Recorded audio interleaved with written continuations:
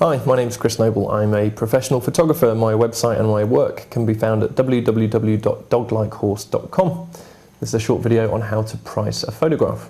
The things you'll need for this are the photograph itself and a good understanding of how much it cost you to create the image. Now, it's important to understand here that there is no right or wrong way to price a photograph. Photographs often sell for less than it cost to make the photograph to hundreds of thousands of dollars.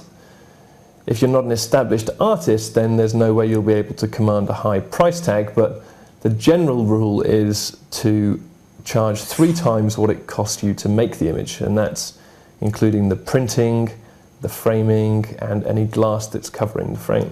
Another way of pricing your image would be to get a good understanding of where you'll be selling the image and how much the customers would be willing to pay for such images. If you're displaying your work in a coffee shop or a museum, then have a look at the customers or the people that frequent that location and get a good understanding for what you think the image is worth to them. That's often a good place to start, is targeting the price based on the people you believe you'll be selling to. If you're still having trouble pricing your photographs, then you can look at what other photographers in your area are charging. It's always a good idea to go and see how much they're charging for their images, and you can even ask them if they're selling any. My name is Chris Noble. Thanks for watching this video on how to price a photograph.